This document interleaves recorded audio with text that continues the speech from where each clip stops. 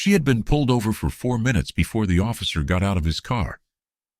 And in those 4 minutes she did not reach for her phone. This was not because she did not want to. It was because she had learned, over 74 years of living in this country, that the distance between a phone in your hand and a story told about you afterward was smaller than most people understood, and that the story was rarely the one you would have chosen to tell about yourself.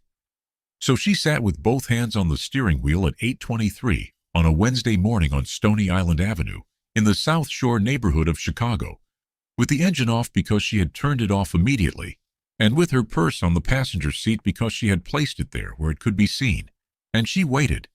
The officer, young, mid-20s, name tag she could not yet read, walked up to the driver's side window with his hand already resting near his belt. He did not say good morning. He said, "License and registration." She reached for her purse slowly, the way you reach when you want every motion to be observable, and she said, "I'm reaching into my purse for my license, officer." She had been saying this sentence at traffic stops since 1987, when her husband Kofi had sat her down and told her the specific way to say it, slowly, clearly, naming the action before the action, and she had said it so many times in the intervening 36 years that it had become a liturgy, the same words in the same order every time, because the liturgy was the safety, and the safety was the point. She found her license. She found the registration in the glove compartment, which she opened with the same deliberateness, narrating. "I'm opening the glove compartment." She handed both documents through the window. The officer took them without looking at her face. He looked at the license. He looked at the registration. He looked at the license again. "Ma'am, do you know why I pulled you over?" "No, sir, I don't." "You rolled through the stop sign at 75th and Stony Island." She thought about this. She had stopped at that intersection. She had stopped fully. Both feet. Engine idling. Counted to 3 the way Kofi had taught her because he said 1 Mississippi was too fast, and 2 was still too fast, and 3 was the number that meant the stop was real. She had counted to 3. She had looked both ways. She had proceeded. She said, "Officer, I believe I made a complete stop." His chin came up. "Are you saying I'm lying?" A very careful pause. "I'm saying I believe I made a complete stop. I am not saying anything about you."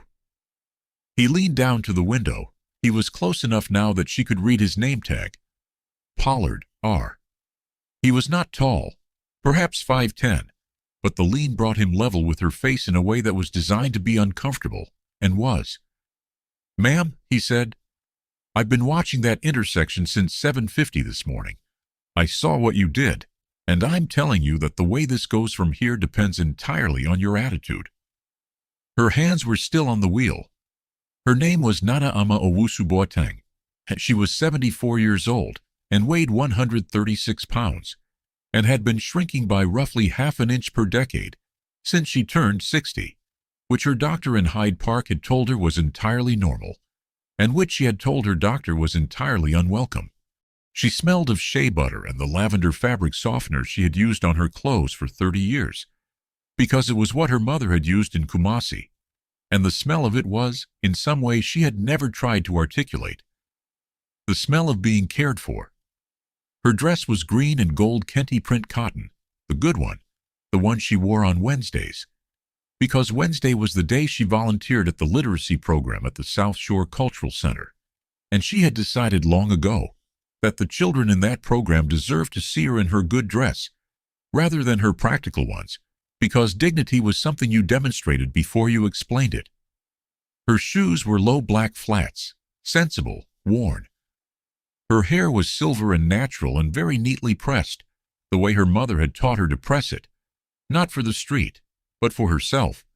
In her purse, beneath the license she had just handed through the window, was a small laminated card with the number of her son written in her own handwriting in blue ink. She had made the card herself 6 years ago, when he had first taken the position. She had laminated it at the library on 79th Street.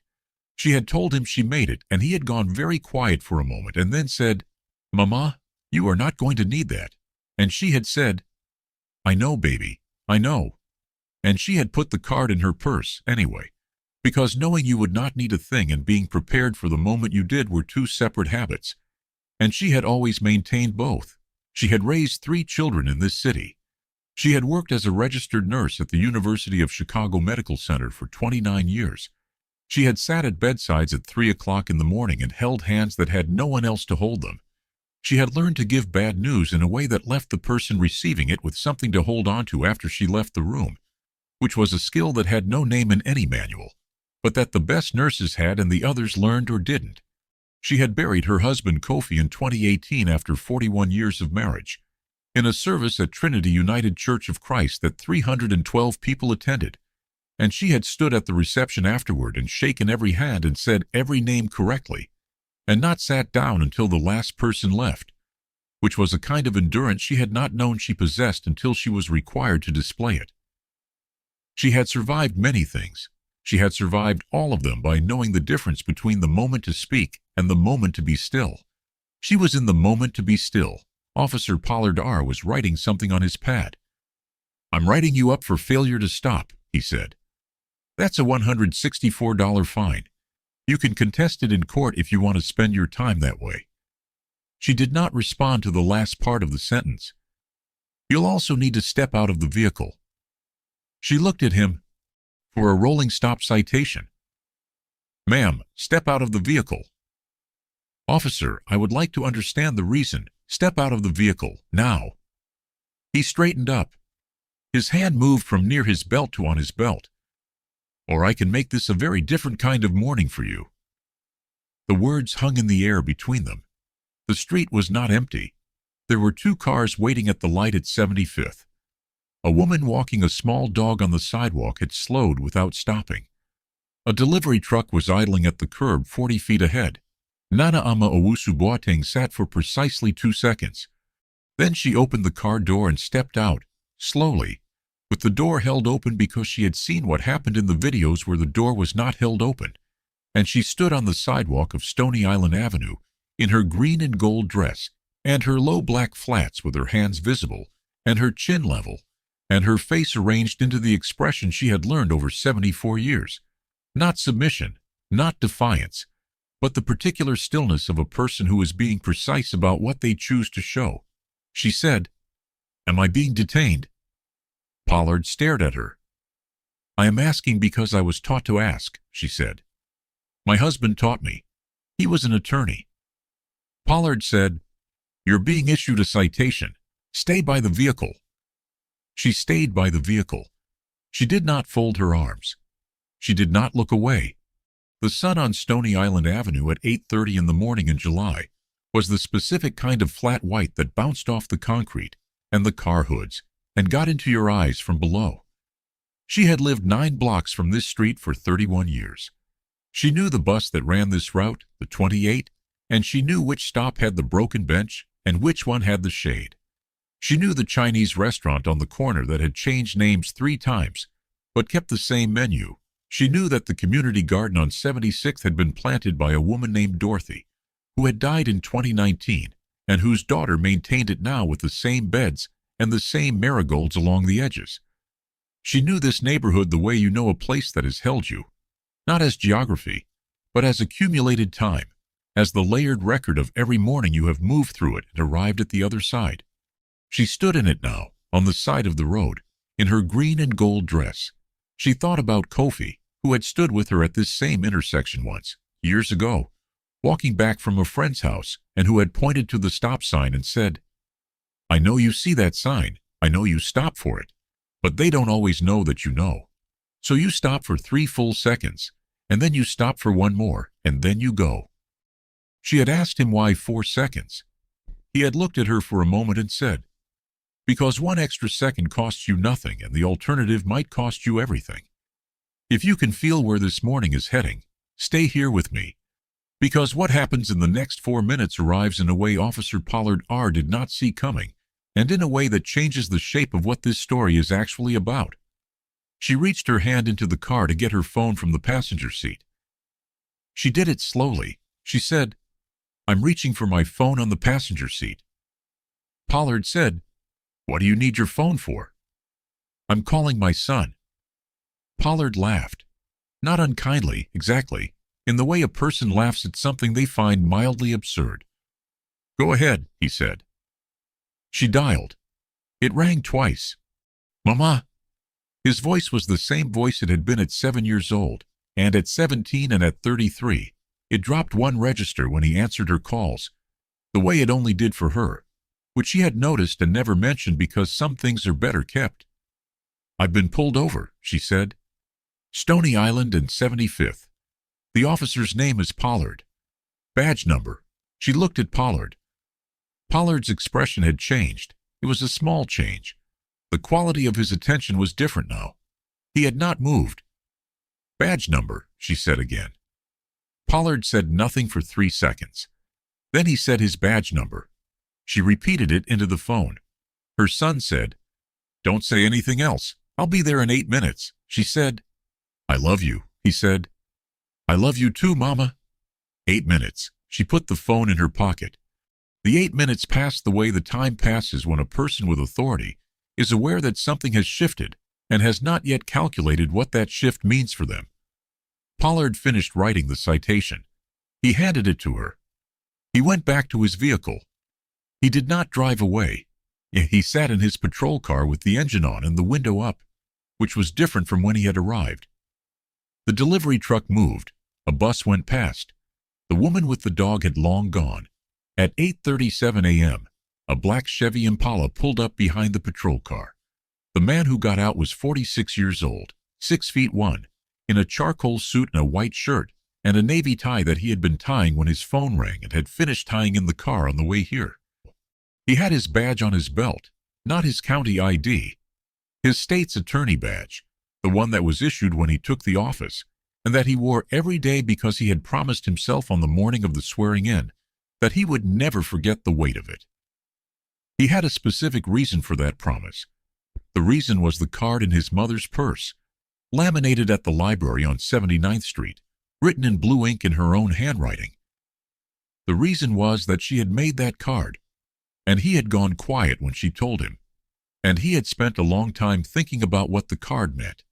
Not about him, but about her, and about the 40 years of mornings on streets like this one that had taught her to make it. His name was Kwadwo Owusu-Boateng II. He was the Cook County State's attorney. He had been in the office for 6 years. Before that, he had been an assistant state's attorney for 11 years. And before that, he had been a public defender for 4, because his father Kofi had told him that you could not prosecute a system you didn't understand from the inside, and that the inside started at the bottom, with the people the system moved through fastest and cared about least. He walked to where his mother was standing. He looked at her for a moment. The green and gold dress, the low flats, the citation in her hand, the level chin. He said, "Are you all right?" She said, "I'm fine, baby." He looked at the citation. He looked at the patrol car. He walked to the patrol car and knocked on the window. Pollard lowered it. Kwadwo did not raise his voice. He did not lean in the way Pollard had leaned. He stood at a full upright and spoke at a conversational volume. "Officer Pollard, I'm Kwadwo Owusu-Boateng. I'm the Cook County State's attorney." He paused to let that land, not for effect, but because the information required processing time, and he understood that. "My mother has been standing on the side of this road for 14 minutes.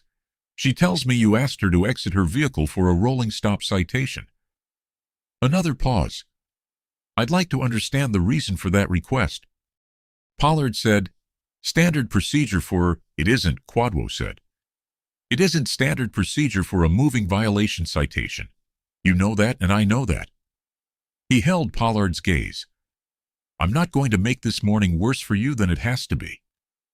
But I want you to understand something before you drive away." He placed his hands in his pockets, not aggressively, in the way a person places their hands in their pockets when they want to signal that their body is at rest, because the words are doing the work. "My mother has been stopping fully at intersections since before you were born. She has been reaching into her purse slowly and narrating her own movements at traffic stops since 1987. She has been doing everything right for decades because she was taught to, because she had to be taught to, because the alternative was exactly this kind of morning. And she still ended up on the side of the road with your hand on your belt, telling her that her attitude would determine how the morning went. Pollard was looking straight ahead now, through the windshield. His jaw was set. "The citation stands," Quadwo said. "She'll contest it in court. That's her right. What I'm asking you to do is think about this morning, not as an incident, not as a call that's already logged, but as a morning that happened to a 74-year-old woman in a Kent address who volunteers with children 3 days a week, and who has spent 40 years doing everything she was told to do to make mornings like this less likely." He paused. "And who still had to call her son." So he stepped back from the window. He looked at Pollard one more time. "Good morning, officer." He walked back to his mother. She was still holding the citation. He took it gently from her hand and folded it and put it in his inside jacket pocket. She said, "You didn't have to come," he said. "I know." She looked at him for a moment. She straightened his tie, which did not need straightening, but which was the gesture she had always made when she needed her hands to say something her mouth wasn't going to say. He stood still while she did it. He had been standing still for that gesture since he was 7 years old, and he intended to keep standing still for it, for as long as she made it. "The children are waiting for me," she said. "I'm going to be 12 minutes late." "I'll call ahead," he said. "You don't have the number." "I'll find it." She looked at him once more. Then she got back in her car and started the engine and checked her mirrors and pulled out into Stony Island Avenue, and he stood on the sidewalk and watched her go. He called the South Shore Cultural Center from memory. He had been to enough of her volunteer sessions to have the number, and told them that Mrs. Owusu Boateng had been delayed by a traffic matter and would be there by 8:55. The coordinator said of course they would let the children know. He thanked her and ended the call. He stood on the sidewalk for a moment. The patrol car was still there. He did not look at it again. That afternoon, at 2:17 p.m., a formal review request was submitted to the Chicago Police Department's Bureau of Internal Affairs, filed by the Cook County State's Attorney's Office, and citing a specific incident logged at 8:23 a.m. on Stony Island Avenue. The request was not for disciplinary action against Officer Pollard specifically. It was for a review of all vehicle stop procedures in the 3rd and 4th districts for the preceding 18 months, cross-referenced against demographic data the department was already required to collect and report, and had been collecting and reporting and largely not acting upon for the preceding 4 years. The review took 11 weeks. It produced a 34-page report.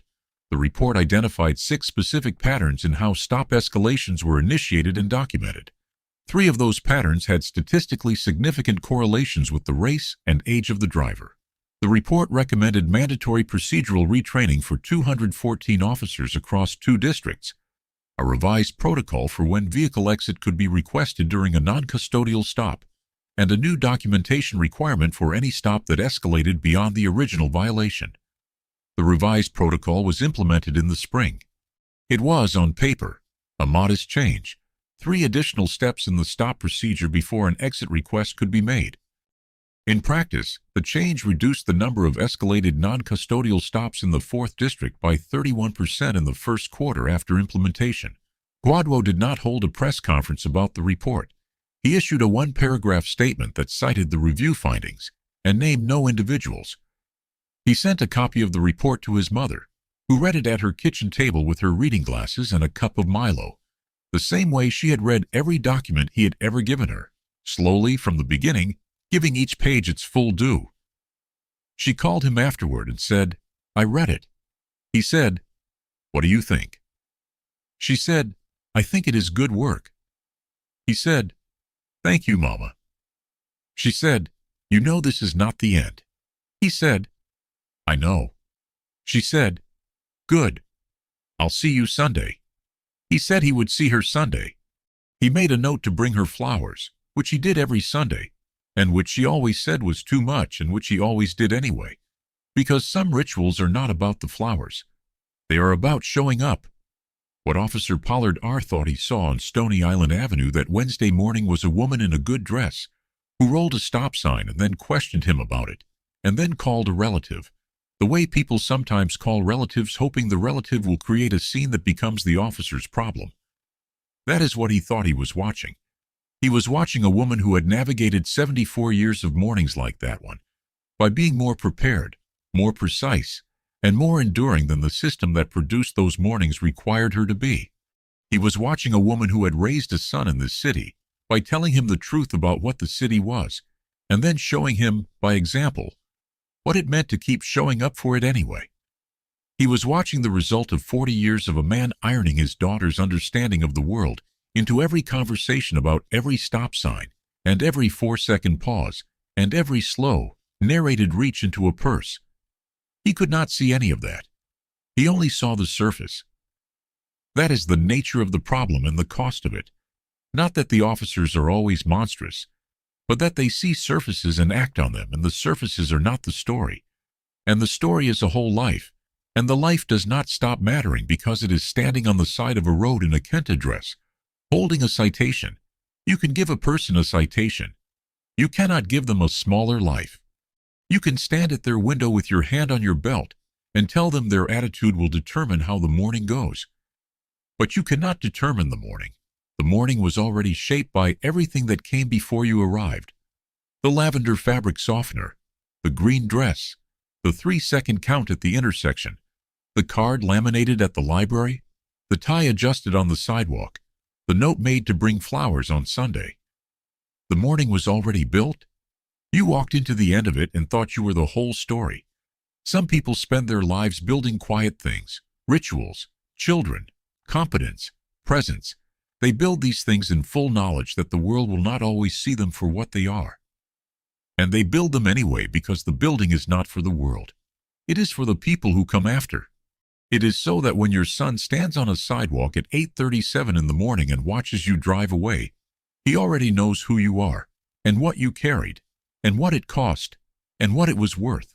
She was 12 minutes late to the literacy program that Wednesday. She walked in and the children looked up from their tables and she said good morning the way she always said it. Not loudly, not with performance, but with the particular warmth of someone who has decided that every good morning is a choice.